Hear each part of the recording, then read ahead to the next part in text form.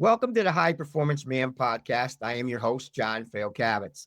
On this show, I interview successful men who have built impressive careers and businesses, founders, CEOs, and leaders, senior leaders, and professionals who have operated at a high level for years. We talk about what actually made them successful. So the goal is simple, to learn directly from men who have done it, so we can apply those insights into our own careers, businesses, and lives, and continue raising our own standard performance. Our show is sponsored by the Prime Performance Method. The Prime Performance Method is designed specifically for high-performing men who have achieved success in their careers but feel like their body and energy have taken a hit along the way. We help busy professional men regain strength, lose weight, and feel younger without the long workouts, extreme dieting, or disrupting your demanding schedule. So if you're a high-performing man who wants to feel strong and energized as you are successful, message me, John Fayocavitz, on LinkedIn. On today's show, we have Ed Brenegar, who is the owner of Circle of Impact, where he is a leadership guy focused on the technical and cultural aspects of leadership. Welcome, Ed. I appreciate you coming on. Thank you, John. Glad to be here. Great. Well, let's get started. Ed, what do you think the most important lesson you've learned so far that's helped you become successful in your business? There's a lot of things that I could say, but I think since we're addressing what men are in particular, I would say it's being very clear about what your purpose is, and recognizing that you may not have any support for that purpose, but if you're convinced of it, you need to follow through with it. And you will find people who will join you in that if you stick to it. I think what I find is that a lot of people pick up various ideas and they wander around with these ideas thinking that they're going to carry them someplace, but what they end up finding is that they're not really substantial enough to ground them in something that's worth giving their life to. So that's what I'd say. Be very clear about your purpose is. Right. And from what you're telling me, it's that never quit attitude. Okay. That's exactly right. Because there may be times where people may lead you down a different path. Okay. And tell you this might be better than what you started to do. Okay. And if you keep that never quit, it's my thing I'm going to try to do and be successful at. I think that's part of it. You know, a lot of us are very opportunistic. And the problem with being opportunistic is when you look at every opportunity as the valid opportunity, when many times they're not valid at all. And I think that's why the purpose thing is really a check on our own ego and our own willingness to go anywhere we need to go if we so choose.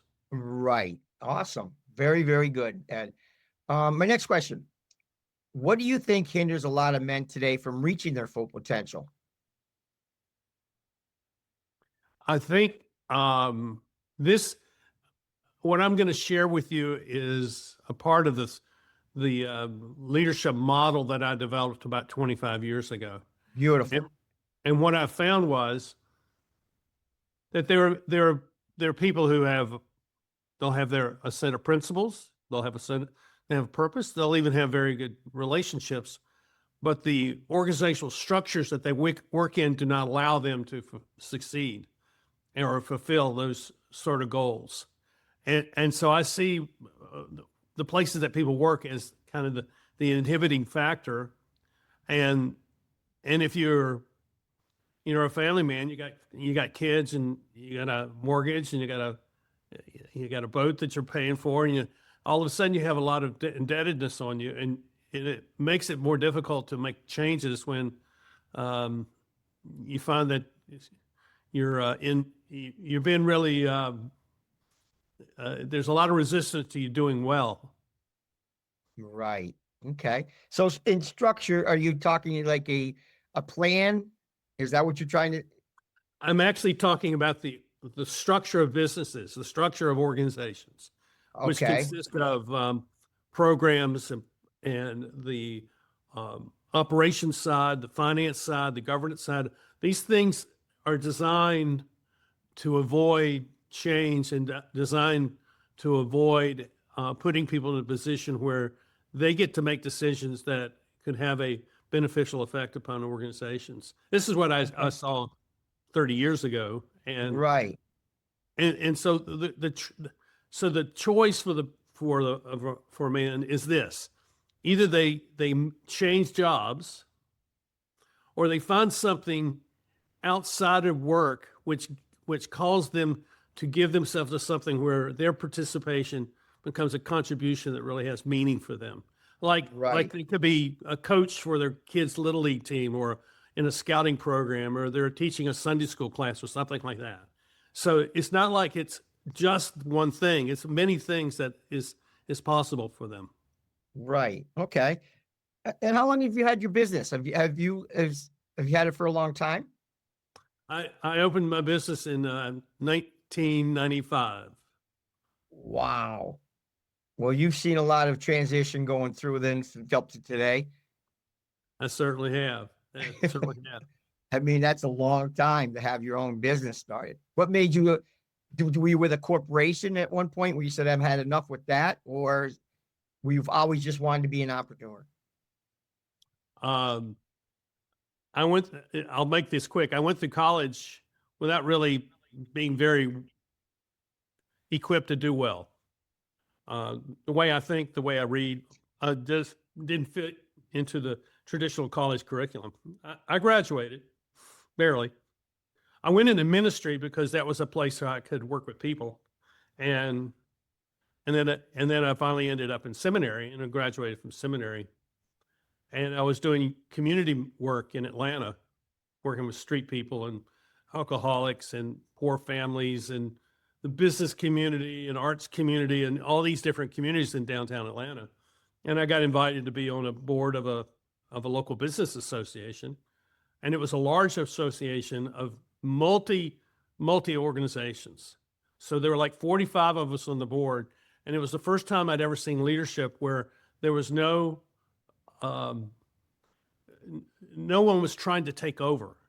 It was 45 people wanting to work together for the benefit of their community. And I said, oh, so this is what leadership is. And from that point on, I started studying it and reading about it, and I did another stint in another church, and then I worked in a college for a few years.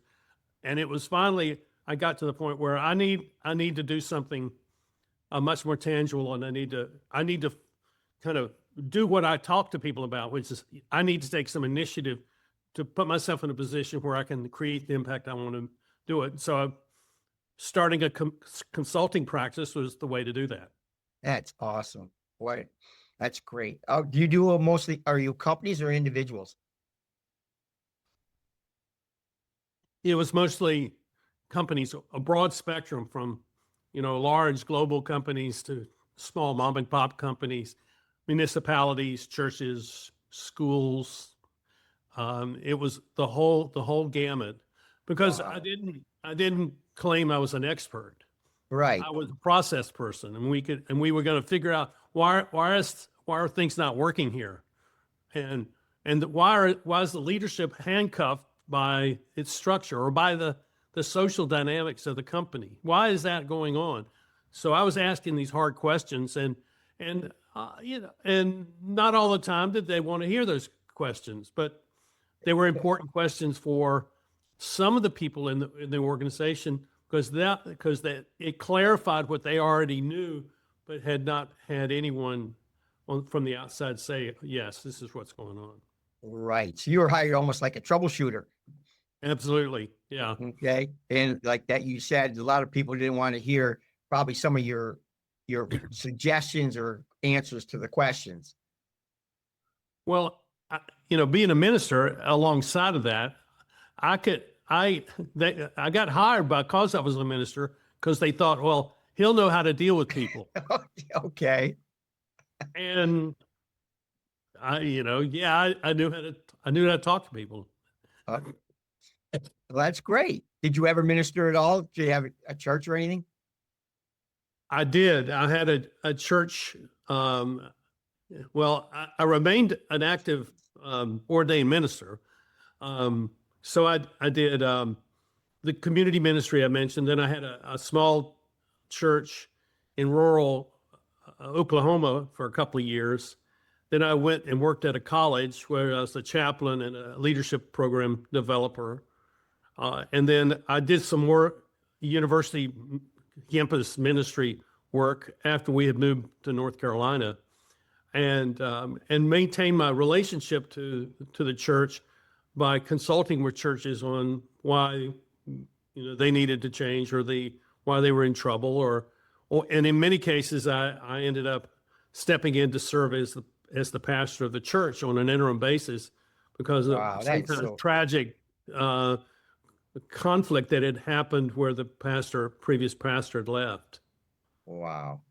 That sounds I'm telling you, that's an interesting, man, going from the ordained minister into starting your own business, but in the same way, it's the same things. Okay. Yeah, You're taking it from your ministry, your leadership and helping people, and you just took it over to your own business. Yeah, it was great. And it was the best decision I ever made. And you're not slowing down, are you? Never. I can tell the energy in you, even though you're a little bit under the weather on the weekend, you can still see your energy coming through. Yeah. Okay. Awesome. All right. Ed, my next question. For most men on the road to business or professional success, other areas of their life get sacrificed. Okay. What's been one of the areas of your life that has suffered, if there has been, but where would you like to be successful now too? It's a great question. I chose to sacrifice, I hate to say it in the way I'm going to say it. I sacrificed celebrity, and I sacrificed being recognized as one of the leaders of the world of leadership so that I could focus on my family. And so I willingly allowed my business not to go as far as it could go, so I would have time with my children and my now former wife. So I don't see that as a sacrifice. I see it as just a logical, rational decision where my family was as important, if not more important, than my business. So this is the first time that so you sacrificed success in your business for your family. Yes. Okay. Yes. Which almost 100% up to you. It's the opposite. I know that. Man, that is so unique, man. So can I ask you a question about that? Sure. Why is that so unique? The question is, why is it? Because it's the first one I've done hundreds, of these podcasts and stuff. And then when I ask that question, the first thing that people say is, oh, well, I've sacrificed my relationship, my sons or my daughters or my wife or my health to make my business successful. You went the opposite. Okay. Well, I look at things very generationally. Mm-hmm. So I'm looking at my two sons and my daughter, and I'm not thinking about how they get through high school. I'm thinking about who are they going to be as parents of my grandchildren and the grandparents of my great-grandchildren. So I'm thinking generationally, and it was more important for me to prepare my children to be successful in life than simply be successful as a business person. You don't think that's unique? What people are going through today? I know other people who do that. Oh, do you? I see. I do. Yes. Many people I know, but you see, you don't know them because no one ever advances them as some kind of paragon of what a business person is. They're just that's Bob, and Bob has that hardware store. Yeah, it's okay, but what they don't know is that Bob and his wife are running a hardware store, so they have more time with their children than when he was the salesperson for the company that was supplying the stuff to the hardware store. Right. Okay. Got it. That makes sense, doesn't it? Yes, it does. Yes, it does. And my audience is going to love this. I mean, this is, like I said, is the first time doing when I've asked that question that it was flipped, which is awesome. Well, I think it also has something to do with my faith, That's and that from early in my adolescence, I had this sense of calling from God. Now, that yep. calling was not to something specific, but it was the calling to faith. And I would say, okay, God, if you're real, I'm going to trust you, and I'll do whatever you ask me to do, Let it whatever that go, may right? be. Yep. And so nothing ever became the final word. Everything was in transition, so to speak. Everything was okay. This is what I'm doing now, and I'll turn 73 next month, Wow. and I Looking fully great. expect to go through another occupational transition before my life is over. Wow. Very, very interesting, man. Very interesting. Now, this question, you probably may have answered it in some form, but where do you find yourself at peace? Where is there a specific thing that you do? Is there, I know you're a man of faith, which is, a minister. I mean, do you go through prayer, meditation? Is that something, or is there something more? It is in my spiritual life. It is with people who I share that with. But I think that is a background to where that piece comes from. And it comes back to what we were talking about earlier about having a sense of purpose. I have a sense of purpose, and it's based on some values. And so if I was to violate those values, and if I was to violate that sense of purpose by taking on some role or some job which would ask me to compromise on those things, then I would lose my peace. My peace is really from being really clear about who I am and what I want because of the values I have. Awesome. That is awesome. Awesome. Awesome. Question then, which goes into, do you have any kind of a morning routine? I have a routine. It's not one I recommend to people. Okay. My routine begins when I go to bed.